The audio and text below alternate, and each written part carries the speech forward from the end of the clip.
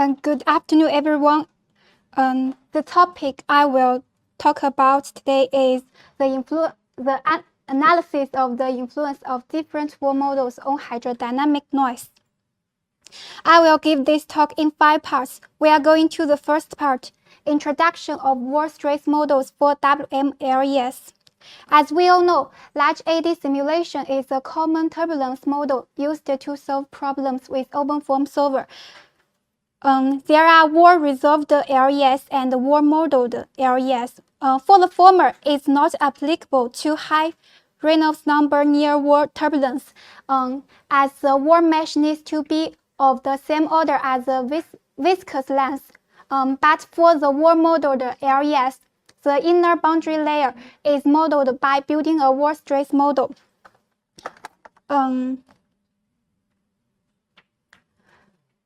The sampling is performed at the distance h from the Ward, and flow field information is introduced into the Ward stress model.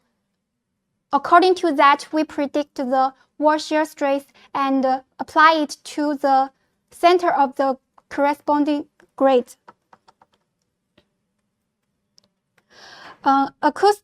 Acoustic analogy is a common way to calculate hydrodynamic noise. I use WMLES to get the sound source terms such as monopole, dipole, and quadrupole. And far-field noise is generated by radiation of these sound source terms. FWH equation is used to calculate the hydrodynamic noise by object surface integral or porous surface integral. However, algebraic model and non-equilibrium OD-based Ward model are two typical Ward stress models in common use. However, research shows that the calculation results of the two models for some physical quantities such as lift force, Reynolds stress, and recirculation length are different. These physical quantities are related to sound source terms. So, what's the influence of different Ward models on hydrodynamic noise prediction? This is what I will discuss next. The second part is about numerical methods. For ALG, the shear stress of Ward and the velocity at a certain distance to the Ward are linked by algebraic expression, and we could get the Ward shear stress through iteration. For NEQWM, it stems from the thin boundary layer theory, and we keep the gradient term. In the case of strong pressure gradient, NEQWM has great advantages in fluid field prediction.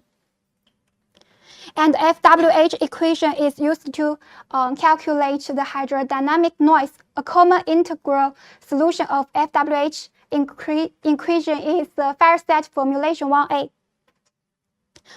The third part is about validations. The model is a circular cylinder. The diameter is 10 millimeters and the Reynolds number is 3,900. The number of the cells is 849,000.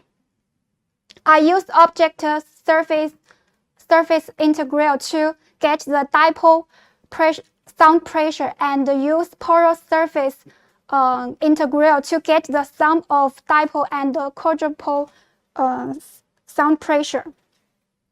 I compare the present work with others. It could be found that both the time average calculated results are in good agreement with the experiment. The fourth part is about influence on hydrodynamic noise prediction. I set a noise probe at downstream and get the 1/3 octave spectrum and sound pressure spectrum of the dipole sound pressure. It could be found that the predicted sound pressure level of ALG is higher than that of NEQWM, especially in low and medium frequency band. and NEQWM exhibits stronger narrow band characteristics. And from the time average, the pressure distribution on the cylinder surface and the wall normal velocity gradient of the two models, we could find ALG has larger drag force, which indicates has a larger drag dipole.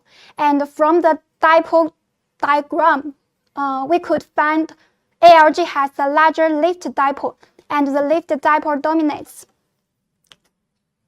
I consider the influence of quadrupole by using the porous surface integral. It could be found that the deviation of the predicted results in the middle and high frequency band is small, and the pink value corresponding to the vortex shading frequency becomes less obvious. And from the quadrupole diagram, we could find the quadrupole of NEQWM dissipates faster, and the quadrupole sound source of ALG is closer to the cylinder. This indicates that the length of the recirculation region, where the intensity of the quadrupole is low, is shorter. This figure is the mean resolved Reynolds stress. Reynolds stress has a lot to do with the quadrupole. The mean Reynolds stress of ALG is greater than that of NEQWM in the wake, so the quadrupole intensity of the ALG is greater. And compare the 1/3 octave of object surface integral and porous surface integral, we could find quadrupole has greater influence on sound pressure at high frequency. The last is conclusions. For the dipole, the drag force of ALG is greater, and the strength of the lift dipole is greater, resulting in a larger dipole sound pressure. And for the quadrupole, the ALG quadrupole develops faster. The Reynolds stress is larger, and it mainly acts on the high frequency part, resulting in a larger quadrupole sound pressure at the high frequency. The shorter length of the recirculation region leads to the larger dipole and quadrupole. Thank you for your listening. Thank you very much for saving so much time for me. We have enough time for questions. So, any questions? We got 7 minutes.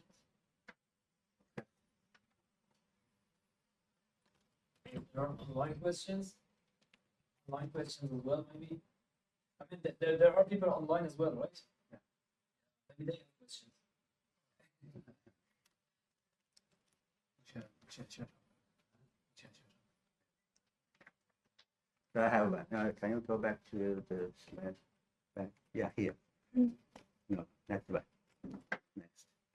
So you compare the spectral pressure level here between NEQWM and the ALG, right? Yes. The left corner is only you include only dipole, and the right hand side is dipole plus quadrupoles, right? Yeah. The difference you can see that the lines, the difference between the lines are very obvious in the first figure. Why? Because the quadrupole is important, or something else? I think quadrupole has greater influence at high frequency, and dipole maybe in low and medium frequency. Okay, but if you like the other statistical results, like the second order moments, like the Reynolds stress here, there exists obvious discrepancy between these two models, especially at the peak, near the peak location here, right? Yeah. So, in your opinion, which one is better? ALG or? Because you don't have experimental data for. Yes. Yeah, which one is better? I think NEQWM is better because the model has adverse pressure gradient, and NEQWM considers the pressure gradient term. So if you look at the flow structure, next page, next slide, I think. No. Here. So how about the recirculation lines for in the wake region? Did you calculate the recirculation lines here, or the recirculation bubble, the size of the bubble? Which one is much closer to the? It's the NEQWM is closer. Closer. So you mean the size? Close. Yes. Yes. Okay. Thank you. Any other questions? 上一个。Okay. The last part. Speaker is done. Enjoy that.